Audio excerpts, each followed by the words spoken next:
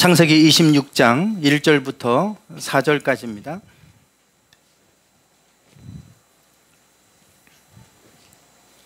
창세기 26장 1절부터 4절까지 교독하시겠습니다. 아브라함 때에 첫 흉년이 들었더니 그 땅에 또 흉년이 들매 이삭이 그랄로 가서 블레셋 왕 아비멜렉에게 이르렀더니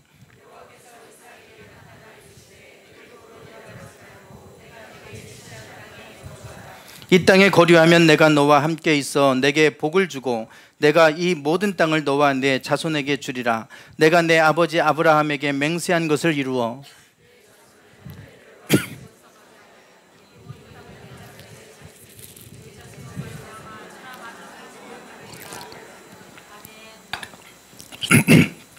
네, 아멘.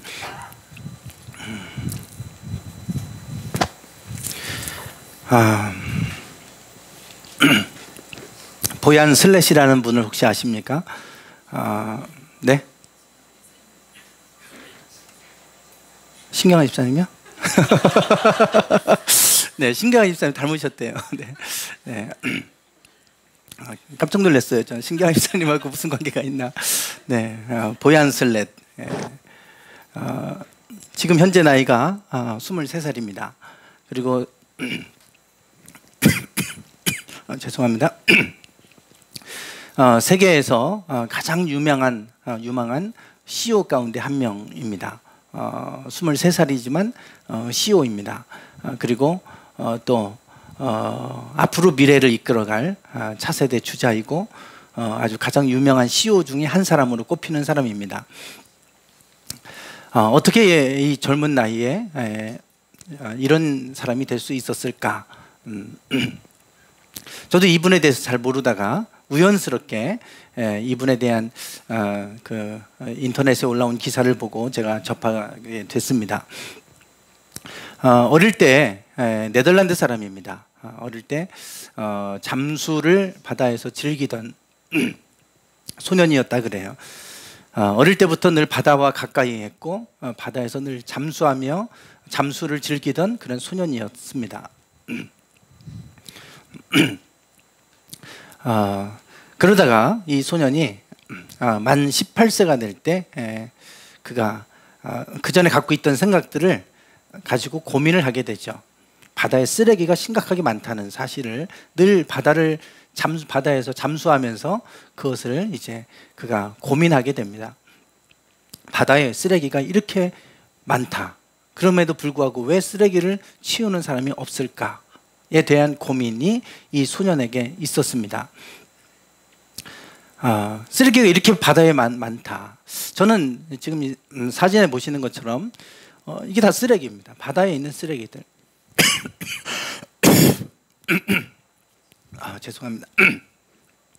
지금 새가 죽어서 부패했습니다. 그런데 여기를 보시면 쓰레기들이 나오죠. 뱃속에 쓰레기들로 가득 차서 죽었어요. 그런데 한 마리 두 마리가 아니라 많은 그러한 바닷가에 살고 있는 그런 생물들이 저는 지금 상태에 있다는 거예요. 아주 심각한 상태이죠. 네, 그래서 바다에 쓰레기가 많은데요. 지금 이게 화면이 어두워서 잘 안 보이는 여기는 이제 육지 대륙입니다. 이렇게 대륙이 있고 여기가 이제 바다예요. 바다인데 이 하얀 점들이 뭐냐면 쓰레기 섬들입니다. 쓰레기들이 이렇게 모아져 있는 것들을 지금 이렇게 표시를 해놓은 거예요. 바다가 온통 쓰레기로 지금 덮여 있다고 하는 것을 우리가 보게 돼요. 저 정도로 심각한 줄은 저도 몰랐어요. 보얀 슬랫이라는 사람을 통해서 바다에 쓰레기가 저렇게 심각하게 많다라고 하는 것을 알게 됐고, 이 사람이 왜 이 쓰레기가 이렇게 많은데 아무도 치우는 사람이 없을까, 이런 생각을 하면서 물론 엄두가 안 나겠죠. 저걸 언제 다 일일이 걷어 다니겠습니까? 배를 타고 다니면서. 그러니까 엄두가 나지 않는 거예요. 왜 아무도 치우지 않는 것일까? 그러고 나서 내가 바다의 쓰레기를 내가 청소하겠다. 아무도 하지 않지만 내가 그걸 해보겠다라고 하는 매우 야심찬, 당찬 꿈을 갖게 됩니다. 그리고 나서 그게 18세 때 얘기예요. 18세. 18세면 지금 한 고등학교 3학년 정도 나이 되나요? 우리나라로 치면. 그때 그가 이런 생각을 하고 그리고 나서 그때부터 이제 구상을 하는 거예요. 어떻게 하면 저 쓰레기들을 청소할 수 있을까? 그렇게 고민을 하다가 그가 왜 쓰레기 섬들이 생길까? 이 부분을 이제 추적해 보기 시작합니다.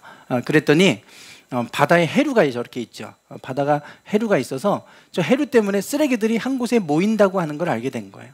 그래서 쓰레기 섬이다 이렇게 불러요. 저렇게 쓰레기들이 이렇게 모여져 있어요. 모여져 있는 곳들이 있죠. 해류 때문에 그렇습니다. 그래서 저것을 이용하면 쓰레기들을 쉽게 좀 수거할 수 있지 않을까. 이제 이런 아이디어를 갖게 됩니다. 정말 어느 누구도 저 쓰레기의 심각성을 알면서도 저걸 어떻게 해결해 보겠다는 생각조차 못했지만 이 소녀는 그것을 해보겠다는 꿈을 가진 거예요. 그랬더니 아이디어가 나왔어요. 저 해류를 이용해서 쓰레기들이 이렇게 한 곳에 모여지는 지점이 있는데 그곳에다가 저렇게 이 해류가 이렇게 이제 해류를 따라서 쓰레기들이 이곳에 모여지게 되면 이곳에 이렇게 어떤 울타리 장치를 만들어 놓고 여기에다가 저 플라스틱을 수거하는 빨아들이는 어떤 장치를 만들면 되겠다. 이런 아이디어를 가지고 18세부터 이제 구상을 하면서 이제 어떤 자기 아이디어를 이제 현실화시키는 일들을 하게 됩니다. 저게 이제 이렇게 해서 이제 그가 아이디어로 만들어낸 것입니다. 이쪽은 한 곳에 모여지면 이렇게 크게 울타리를 쳐놓고 그리고 이것을 이제 빨아들이는 거예요. 가운데서. 그리고 나서 그 플라스틱 같은 거는 다시 이제 재생산하는, 재활용하는 이제 그러한 아이디어를 가지고 이제 아이디어를 이렇게 이제 기술적으로 이런 아이디어를 가지고 실현할 수 있는 방법을 찾게 됩니다. 이렇게 되어지면 이 아이디어가 실현이 되면 쓰레기 수거하는 비용이 33배가 더 저렴해질 뿐만 아니라 7,900배나 더 빠르게 청소할 수 있다라고 하는 그러한 예견을 하고 있습니다. 그래서 이런 아이디어를 가지고 그가 이제 크라우드 펀딩을 하게 됩니다. 2014년 21살 때 이야기입니다. 크라우드 펀딩은 뭐 대중 소액 주주들에게 우리가 뭐 인터넷을 통해서 자기의 이런 아이디어를 공개를 하고 내가 이런 일을 하려고 하는데 나의 일을 좀 도울 사람은 좀 투자해 달라 이런 거죠. 그래서 크라우드 펀딩을 시작을 했는데 100일 만에 24억 원이 모여지게 됩니다. 그리고 69개국에 34만 명이 참여를 하죠. 그리고 현재는 한 100여 명이 일하는 The Ocean Cleanup CEO가 됩니다. 아주 젊을 때 이미 21살 때 100명의 직원을 거느리는 그러한 CEO가 되죠. 그의 작은 꿈이 이제는 현실로 실현되어져 가는 과정이에요. 이 아이디어를 듣고 수많은 전문가들이 내가 당신을 돕겠다는 사람들이 수도 없이 많이 나와서 그들의 도움을 받아서 그의 아이디어가 이제 저렇게 거의 실현되어졌고 이제 이것을 직접적으로 일본 대마도 쪽에서 그것을 한번 테스트를 해보겠다 그런 이제 일본하고 그 계약을 체결을 하고 그 일을 지금 하려고 하고 있다고 그래요. 이제 머지않아 저런 일들을 시행을 할 겁니다. 얼마나 위대한 꿈을 가졌습니까? 아무도 그런 꿈을 실현해 보고자 하는 그 문제는 보았지만 문제를 해결해 내가 해야 되겠다라고 하는 생각을 아무도 하지 않을 그때 이 소녀는 내가 그 꿈을 한번 내가 그 청소해 보겠다. 바다의 쓰레기들 청소해 보겠다. 본인이 직접 자신의 모든 걸 걸고 대학도 자퇴하고 그리고 나서 저 일에만 매진을 합니다. 그리고 나서 저는 위대한 앞으로의 이 세계를 이끌어갈 유명한 CEO 가운데 한 사람으로 그렇게 지목받을 정도로 아주 유명한 사람이 됩니다. 저는 이 보얀 슬렛의 이러한 모습을 보면서 우리가 나누고 있는 복의 통로가 축복의 복의 통로에 대한 얘기를 말씀을 나누고 있는데 좀 우리가 그런 원대한 꿈을 갖는 것 그게 하나님이 우리에게 주시는 꿈이죠. 너를 통해 모든 족속이 복을 얻게 하겠다라고 하는 것은 하나님이 우리에게 주시는 꿈이에요.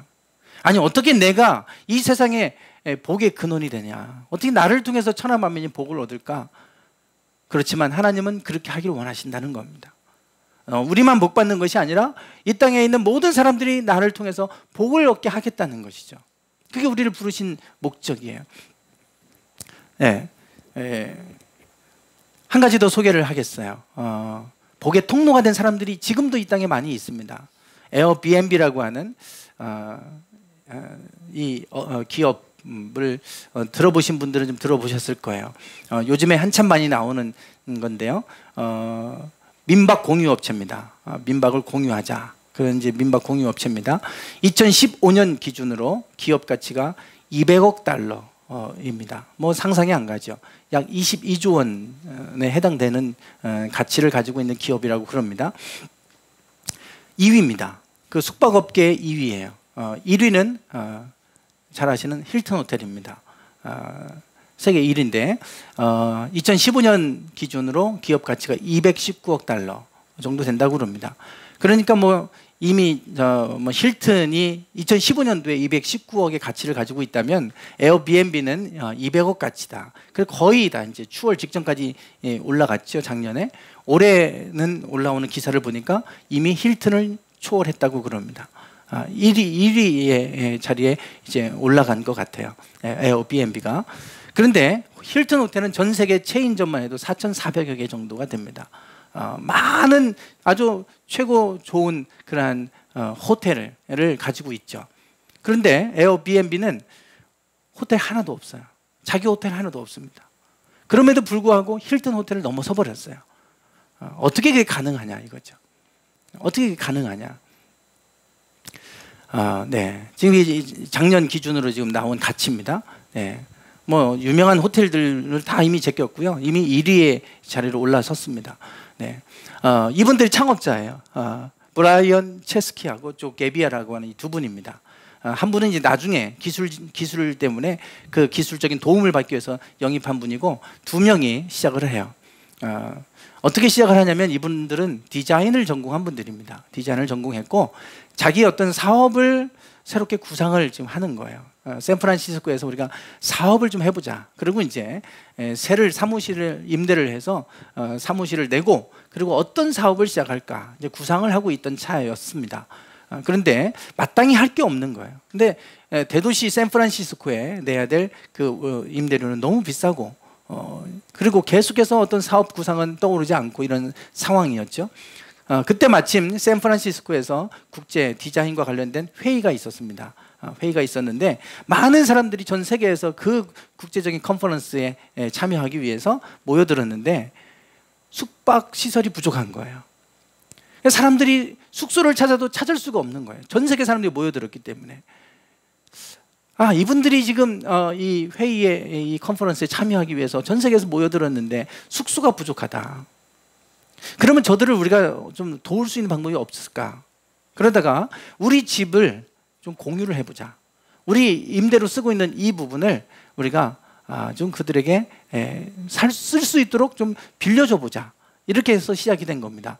그래서 에어비앤비가 이거예요. 에어베드.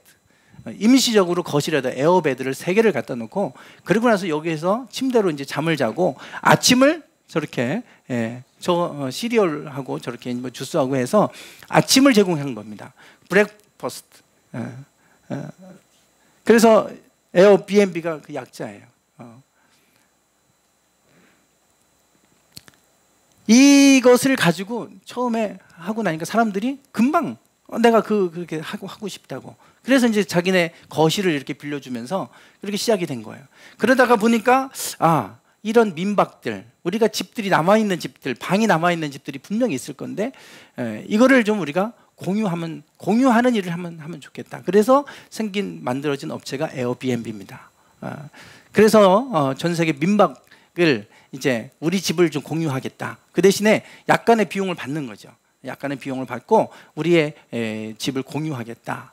그러면 그 사이트에 이제 올리고, 그러고서 에어비앤비 회사는 약간의 수수료를 받는 거예요. 그런데 그거 하고 나서 힐튼을 넘어서 버렸어요. 자기 돈 하나도 없이 이거 하나 가지고. 출발은 어디서부터 시작되냐면, 물론 자기네들이 사업을 구상을 했던 사람들이겠지만 저렇게 고통당하고 숙소가 없어서 어려움 당하고 있는 이들에게 내 것을 한번 공유해보자, 우리 것을 한번 같이 나눠보자 라고 하는 데서부터 시작됐어요. 여기서부터 그 마음 가지고 시작을 했더니 전 세계 힐튼과 같은 업체를 넘어서 버립니다. 어떻게 힐튼을 넘어서겠어요? 우리가 건물 하나 짓기도 힘든데. 그런데 자기 땅 하나 없고 자기 건물 하나 없이 그 생각 가지고 1위가 돼버립니다. 이게 공유 경제예요. 지금 한참 우리가 얘기하는 공유 경제의 개념입니다. 우리에게 좀 남는 거를 우리가 사람들하고 공유해보자는 거예요. 우리에게 남는 잉여 자원을 부족한 사람들에게 값싸게 저렴한 비용으로 한번 공급해보자. 그러면 우리도 조금 이득이고 그 사람도 이득이고 서로 이득이 되는 그런 공유 경제를 한번 해보자. 이게 이제 앞으로 공유 경제고, 이것이 이제 지금 뭐 우리가 소카라고 하는 것도 다 이런 개념입니다. 계속해서 광고하고 있지 않습니까? 공유하자는 거예요. 저는 제가 지난번에도 공유 경제에 관련된 책을 제가 찾다가 서점에서 그때 이제 그 교보문고가 오픈하는 걸 알게 됐다고 제가 지난주에 소개를 했었죠. 매우 성경적인 얘기입니다. 매우 성경적으로 성경은 우리에게 서로 나누라고 말씀하잖아요. 내 것을 내가 주장하지 말고 내 거라고 주장하지 말고 하나님이 우리에게 맡겨주신 거다. 청지기 맡겨주신 거예요. 내게 아니고 하나님이 잠깐 나에게 맡겨주신 거예요. 그걸 갖고 잘 쓰라는 거 아닙니까? 그러니까 이게 영원히 내 거라고 생각하지 말고 하나님이 나에게 맡겨주신 걸 가지고 어떻게 쓸 거냐 나누라고 성경은 얘기하는데 그게 쉐어예요. 공유예요. 공유.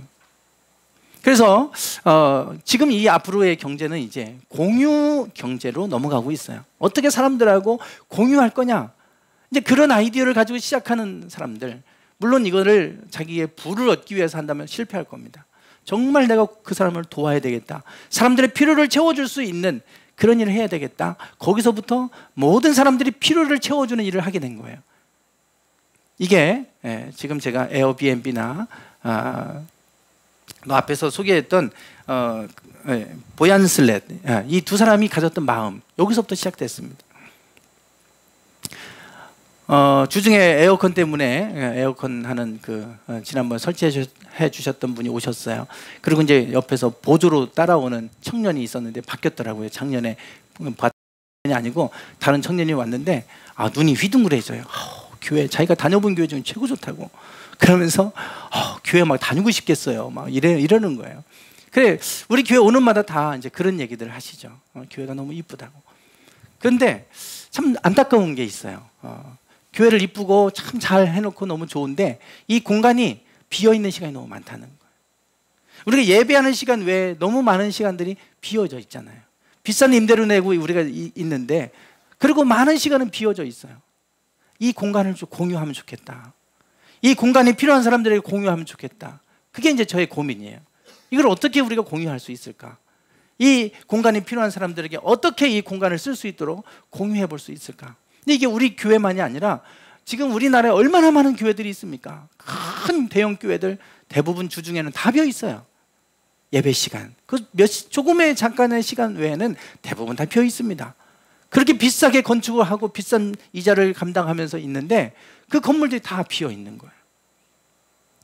이게 이제 앞으로 우리 교회가 고민해야 될 부분이에요. 지금 세계는 우리가 남는 자원을 어떻게 사람들과 공유해 볼까를 지금 고민하고 있는 세상인데, 교회는 지금 그게 고민이 없다 이거예요. 지금 거꾸로 됐잖아요. 우리 교회가 먼저 그걸 해야 되고 우리가 그것을 믿는 이들이 먼저 성경적으로 그걸 해야 되는데 세상에 그걸 먼저 하고 있는 거예요. 그래서 우리가 어떻게 하면 좀 공유해 볼 수 있을까? 그래서 제가 전도사님한테도 그런 얘기를 좀 했습니다. 우리 홈페이지에 좀 공유할 수 있는 좀 사이트를 좀 만들어, 그 사이트에 코너를 좀 만들어서 여러분들이 가지고 있는 것, 공유할 만한 것들, 그런 걸 좀 올려놓으면 좋겠다. 드릴 같은 것도 그런 하나의 이제 우리가 얼마나 써요. 근데 그거 한번 몇 번 쓰겠다고 드릴 사기가 아깝잖아요. 그럼 내가 있으면, 그런 장비가 있으면 올려놓으시면, 그러면 우리가 그것을 빌려서 필요한 사람이 쓰고, 그래도 돌려주면 되잖아요. 그 음료수 하나 갖다 드리고 잘 썼다고. 그리고 우리가 서로 공유하면 굳이 사지 않아도 돼요. 그러니까 우리가 이런 좀 공유의 개념, 서로 나누는 개념이 우리 안에도 좀 이런 방법을 찾으면 있겠다. 우리가 그걸 생각조차 안 하고 있으니까 어떻게 우리가 공유할 것인가? 이게 이제 우리가 이제 고민해야 될 부분인 거죠.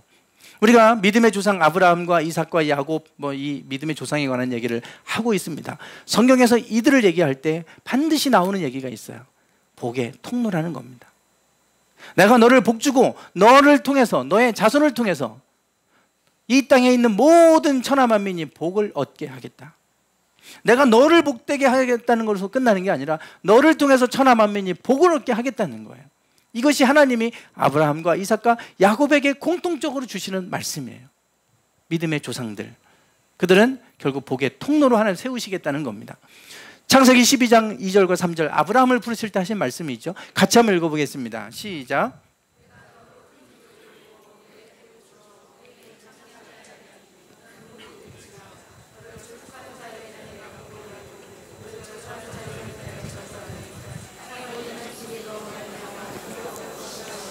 아멘. 네, 아브라함을 부르실 때 분명히 말씀하시는 게 너로 말미암아 땅의 모든 족속이 복을 얻을 것이다.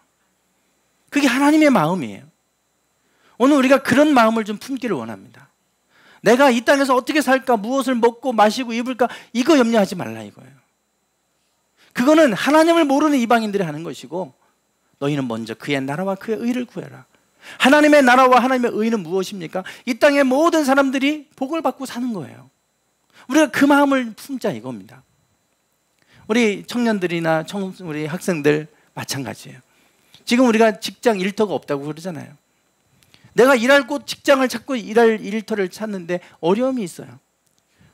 저는 문득 그런 생각이 들었어요. 물론 저는 지금 직장을 구해본 입장이 아니기 때문에 제가 이렇게 너무 쉽게 말한다고 생각할 수 있겠지만, 일자리가 없다, 내가 일할 곳을 찾는다, 내가 일거리를 만들어서 내가 사람들에게 일을 줄 수 있는 사람이 돼야 되겠다라는 생각을 왜 못합니까?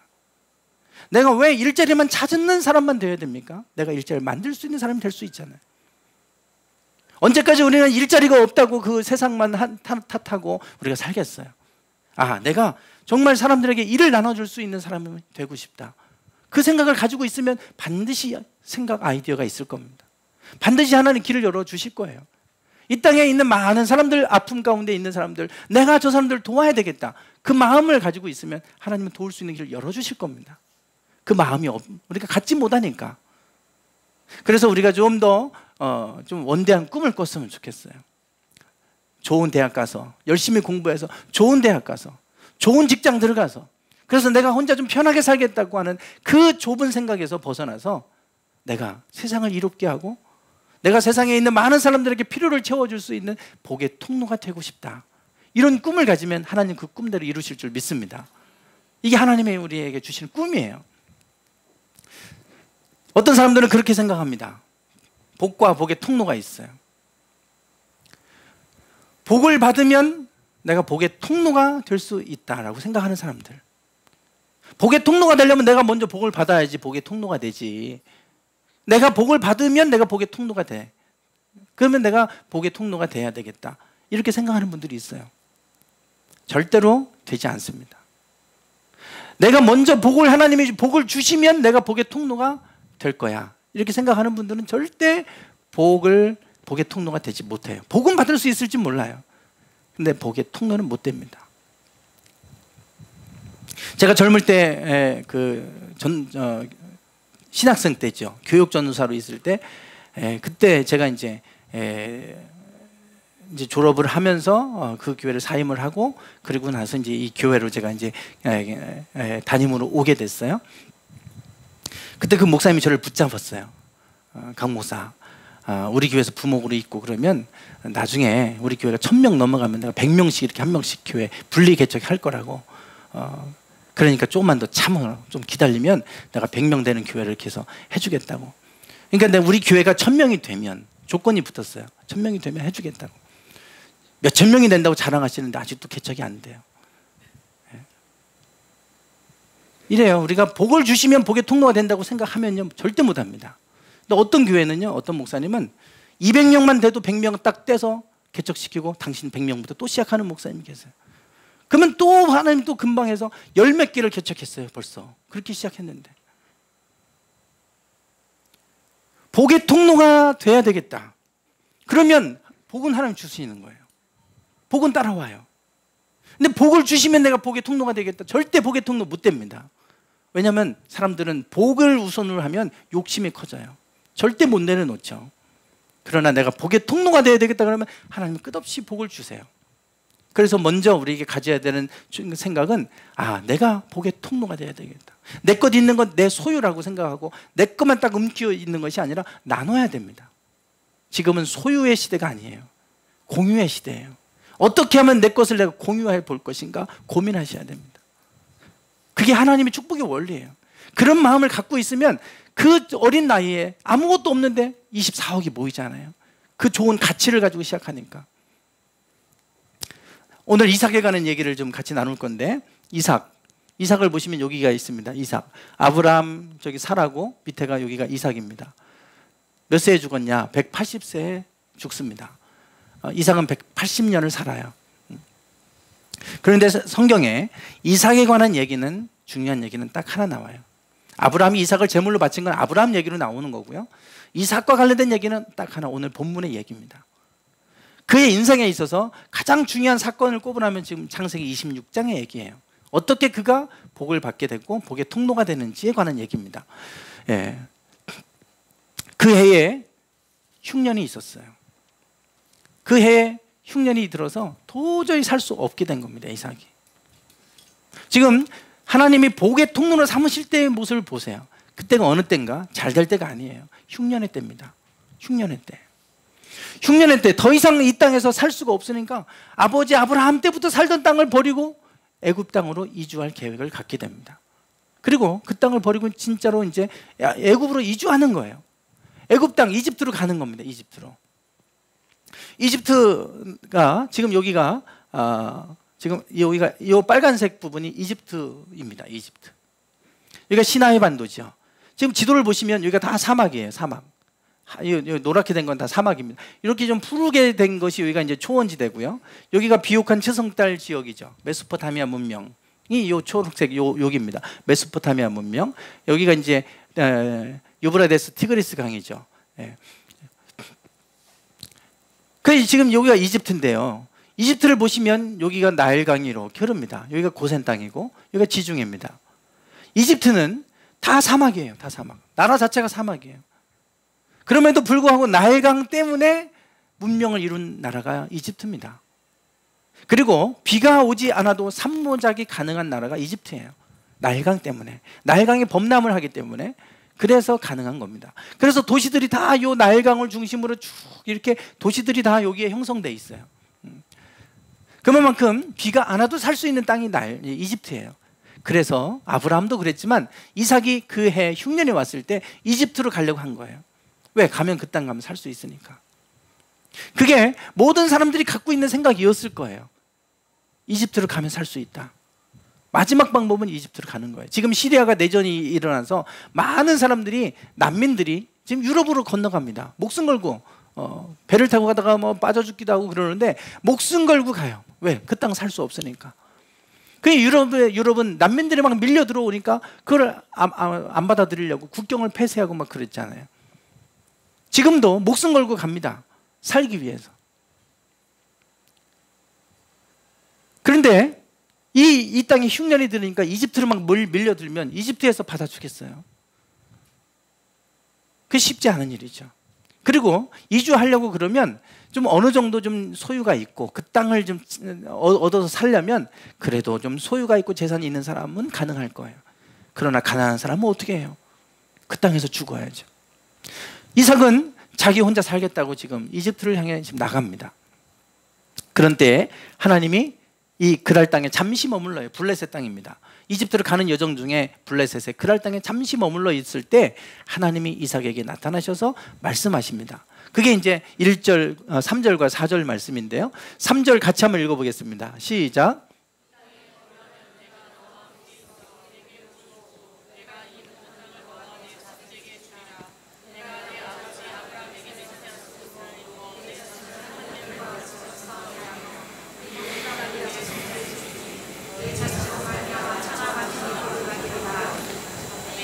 네, 하나님이 이삭에게 하신 말씀은 이 땅에 내가 거주하면, 그러면 내가 아브라함에게 맹세한 것을 내가 너에게도 이루어서 내가 내 자손을 하늘의 별과 같이 번성하게 할 것이고 이 모든 땅을 내 자손에게 줄 건데 너의 자손으로 말미암아 천하 만민이 복을 받게 하겠다.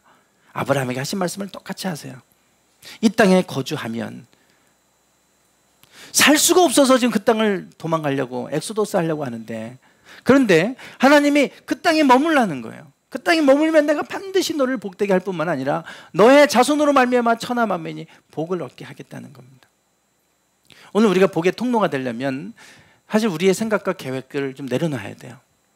내려놔야 됩니다. 내 계획은 이집트를 가서 이주해서 거기서 사는 거예요. 지금 흉년이기 때문에 흉년을 피해서 그 땅 가서 사는 게 내 생각이에요. 그런데 하나님은 아니다. 이 땅에 머물러라. 그러면 반드시 내가 너를 복되게 하겠다. 도저히 살 수 없는 상황인데 하나님이 그 땅에 머물래요. 그런데 이삭은 그 말씀에 순종합니다. 순종해요. 이것이 바로 그가 복의 통로가 되는 비결이에요. 아브라함도 그랬고 이삭도 그래요. 내 생각과 맞지 않지만 내려놓고 하나님의 뜻에 순종하고 나가는 거예요. 내가 볼 때는 그것을 어떻게 하나? 그렇지만 아까 제가 보얀 슬렛에 대한 얘기를 했죠. 내가 바다의 쓰레기를 청소하리라 라고 하는 마음을 갖는데, 이걸 가리켜서 우리는 소명이라 그럽니다.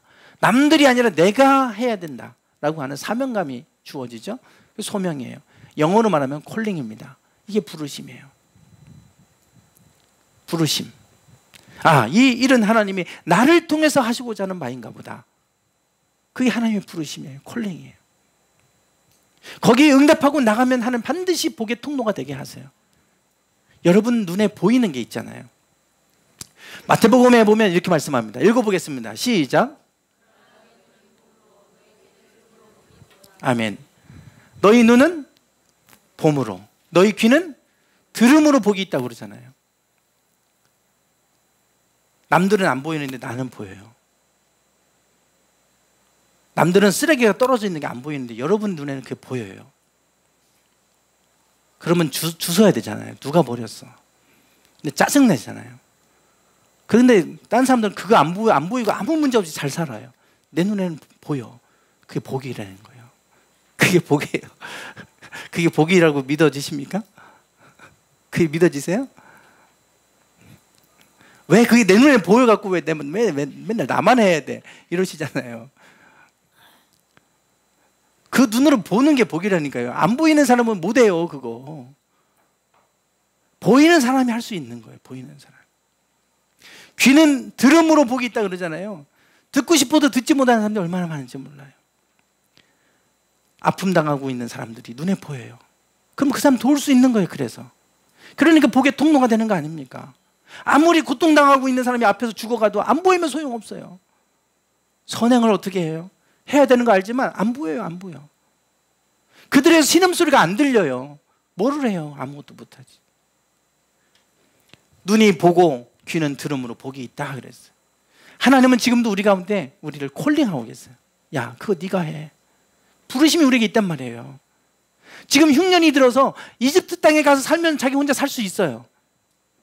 그런데 하나님은 그를 부르시는 거예요. 야, 이 땅에 너 머물러라. 그러면 너를 통해서 이 땅에 있는 모든 사람들이 복받게 해줄게. 그 부르심에 이삭은 응답합니다. 앞으로 어떤 삶을 살아야 될지 참 힘든 삶이 올 거예요. 그렇지만 하나님의 약속하신 그 말씀을 붙들고 그 콜링의 부르심에 응답하고 순종하고 그 땅에 머물러요. 여기서부터 복의 통로가 시작됐어요. 그리고 났더니 그 해에 몇 배를 얻었습니까? 100배를 얻었다고 그랬어요. 그 해에 농사를 그 땅에 졌어요. 근데 100배를 거둬요. 흉년이 들었는데. 말도 안 되는 얘기 같잖아요. 100배면 우리가 그냥 100배인가 보다 그러시잖아요. 100배는 이미 수에 밝으신 분들 금방 아실 거예요. 100만 원을 투자하면 얼마예요? 수에 별로 안 밝으신가 봐요. 네? 네, 1억입니다. 100만 원 투자하면 1억이 되는 게 100배예요. 성경에 100배, 60배, 30배 막 이러니까 그냥 100배는 100배 별거 아닌가 보다 그러는데 100배가요. 100만 원이면 1억이 되는 거예요. 내가 작년에는 농사에서 100만 원 벌었어요. 근데 올해는 1억 벌었어요. 100만 원하고 1억하고 비교가 됩니까? 안 되잖아요. 그 해에 그는 100배를 거둬요. 이삭은. 그 있습니까? 그때 왕성하고 마침내 창대하고 왕성하고 마침내 거부가 돼서 양과 소가 때를 이루었다 그랬어요. 종이심이 많아졌어요. 그랬더니 블레셋 사람들이 그를 시기합니다. 그를 시기해요. 그 이유는 뭐예요? 그 아브라함 때 그 아버지 종들이 판 우물을 막고 흙으로 메웠다. 우물을 팠는데 거기서 물이 솟아나온 거예요. 근데 이 우물은 우리가 먹는 물 아니에요, 주로. 근데 물이 얼마나 많이 잘 나왔는지요. 그 지금 흉년이니까 먹을 물도 아껴서 먹어야 되는 상황인데, 근데 그걸로 농사를 짓는 거예요. 그만큼 물이 펑펑 쏟아져 나온 겁니다. 그러니까 그의 100배를 거두죠. 다른 사람들은 농사가 안 젖어갖고 다 농사가 진 게 없어요. 그러니 수요와 공급의 법칙에 의해서 식량값이 얼마나 올라갔겠어요. 그러니까 이 갑자기 부자가 된 거예요. 한 해. 그에 하나님 복을 주셨는데, 그 복의 비결은 어디에 있었냐면 우물, 땅속에 있는 물을 통해서 하나님 하셨어요. 하늘의 물은 끊어졌는데 땅속에 보이지 않는 곳에 물이 솟아나온 거예요.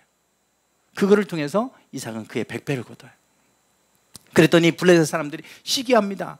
자기네들도 땅을 팠을 거 아니에요. 물이 안 오니까, 비가 안 오니까. 근데 자기네들은 땅속에 물이 안 나오는데 갑자기 지금 저 가나안 땅에서 와가지고 지금 잠깐 머물러 살겠다고 온 사람이 땅을 파서 물이 쏟아져 나오는데 그의 100배를 거두니 얼마나 기분 나쁘겠어요. 그래서 와가지고 우물을 메워버렸어요. 그리고 너 나가라 이거예요. 떠나라. 이거 우리 땅이다 이거예요. 이삭이 그 땅에 갈 때는 아비멜렉이라고 하는 그 블레셋 왕에게 허락을 받고, 그리고 나서 그 땅을 합법적으로 얻어서 산 겁니다. 내가 합법적으로 얻은 땅에서, 그리고 나서 거기서 땅을 파고 거기서 우물이 나왔는데 왜 자기네들이 그 우물을 막습니까? 그리고 그 우물 때문에 100배를 얻었다고 그러면 싸워야 돼요. 싸워야 돼. 그거 하면 어떻게 살아요? 흉년인데.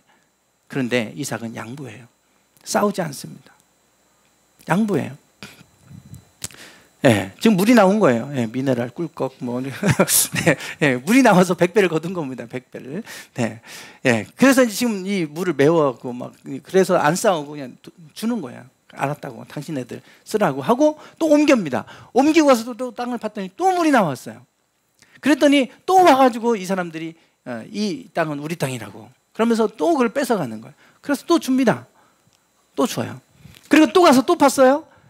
그래서 또 와가지고 또 이 우물을 자기네 거라고 또 뺏어가는 거예요. 그래서 그 땅 이름을 에색이라 그럽니다.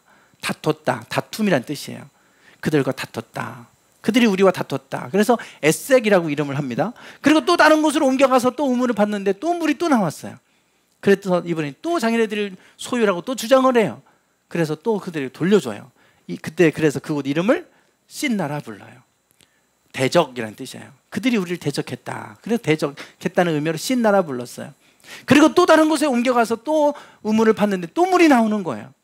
그런데 이번에는 그들이 다투지 않아요. 그래서 르흐봇이라 이름합니다. 하나님 우리에게 넓은 장소를 주셨다. 그래서 장소가 넓음이란 뜻으로 르흐봇이라 이름을 줘요. 그리고 나서 또 다른 곳으로 옮겨갑니다. 그곳이 부엘세바입니다. 부엘세바에서 우물을 파고 그 땅에 정착해 사는 거예요. 그런데 부엘세바에서 딱 정착해 사는데 이 블레셋 왕 아비멜렉이 찾아와요. 군대 장관 비굴과 함께 찾아와서 우리와 언약을 맺자 그래요. 언약을 맺자.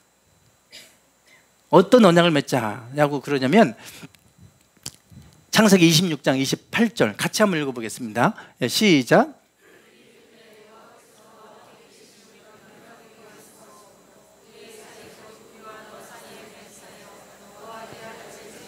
네, 그들이 말하는 거예요. 뭐라고 얘기합니까? 여호와께서 너와 함께 계심을 우리가 분명히 보았다 그랬어요.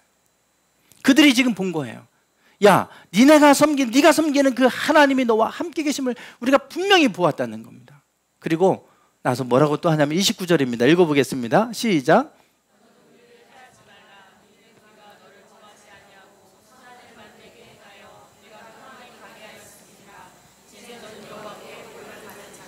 아멘. 이제 너는 여호와께 복을 받은 자니라. 하나님이 너와 함께 하심을 우리가 분명히 보았으니까 서로 싸우지 말자 이거예요. 서로 해하지 말자. 우리가 너희들을 해하지 않고 평안히 돌려가라고 보내주지 않았느냐. 그러니 너와 우리 사이에 맹세해서 언약을 맺고 계약을 맺고 서로 싸우지 말자. 그러면서 너는 여호와께 복을 받은 자니라 그래요. 우물을 파서 우물이 나와서 그 100배 거둔 것만 가지고 그가 복을 받은 자라고 말하겠습니까? 만약에 그 우물 때문에 그 사람들하고 그거 끝까지 사수하겠다고 싸웠다면 찾아와서 이런 말 하지 않을 거예요. 그런 분들이 있어요. 복을 받았는데 그 복 받은 것 가지고 부자가 된 거 가지고 그거 지키겠다고 막 사람들과 싸우고 작은 거 가지고 이런 분들이 있습니다. 그러면 사람들이 하나님께 복 받은 사람이야 이러겠어요? 어디서 돈을 많이 벌어가지고 이러면서 졸부라고 그러고 욕을 얻어먹죠. 이삭은 그렇지 않았어요. 왜냐하면 그들에게 우물을 판 걸 또 그들이 쓸 수 있도록 주었고 또 주고 또 떠나가고 주고 떠나가고 그렇게 합니다. 그게 이삭의 삶이었어요. 복의 통로가 된 거예요. 그 땅에 사는 사람들에게. 그래서 내가 이 땅에 거주하면 내가 너를 복되게 할 뿐만 아니라 너로 말미암아 이 땅에 있는 모든 족속이 복을 얻게 하겠다. 복은 하나님이 주시는 것인 줄 믿습니다. 지극히 작은 것 때문에 다투고 싸워서 그거 하나 내가 붙들고 있는다고 해서 복되는 게 아니라 하나님의 복을 주시는 거지 그것이 우리를 복되게 하는 게 아니에요. 이삭은 그걸 알았기 때문에 양보하고 그들에게 그걸 나눠주고 공유하고 쓸 수 있게 하는 양보하는 그 모습을 봅니다. 그랬더니 너는 하나님께 복을 받은 사람이다. 하나님이 너와 함께 하심을 우리가 보았다 그래요. 여기가 바로 지금 부엘세바입니다. 부엘세바는 맹세의 우물이란 뜻입니다. 세바가 맹세고 부엘은 우물이에요. 맹세의 우물. 즉 부엘세바는 아비멜렉이 그 땅에 와갖고 그들과 서로 해하지 말자. 그리고 맹세하고 돌아갈 때 너는 여호와께 복을 받은 자다. 그렇게 하고 돌아간 거예요. 지금도 이 부엘세바는 이스라엘의 3대 도시 가운데 하나입니다. 사막의 도시가 만들어져 있어요. 큰 대도시죠. 이 사막의 도시가 만들어져 있고 지금도 이 땅은 큰 도시로 남아 있어요. 사람들은 부엘세바 그러면 히브리어를 하는 사람은 다 알아요. 맹세의 우물이를. 이삭을 생각할 거예요. 이삭이 그 땅에 흉년이 들었음에도 불구하고 하나님의 말씀에 순종했더니 하나님 땅에 우물이 나오게 해서 복받게 하셨고 그 복을 사람들에게 나눠주고 싸우지 않고 나눠주고 또 나눠주고 했더니 그들이 인정하고 우리와 언약을 맺자. 그래서 지어진 이름이 부엘세바예요. 부엘세바를 들을 때마다 그들은 이삭을 떠올리게 될 겁니다. 오늘 우리가 이삭과 같은 삶이 되기를 원합니다. 오늘 우리가 사람들이 너는 복받은 사람이라고 하나님이 너와 함께 하심을 당신과 함께 하심을 우리가 보았다고 이렇게 고백할 수 있는 이삭의 삶이 되길 원합니다. 우물 때문에 사람과 다투거나 싸우지 말고 나눠주고 공유하고 내 것이라고 소유를 주장하지 말고 그들에게 하나님 주신 것 나누면 또 하나님 또 주실 거 아니겠습니까? 그것이 바로 복의 통로가 되는 삶이고 하나님은 그러기 위해서 우리에게 복을 주신 하나님이신 줄 믿습니다. 기도하겠습니다.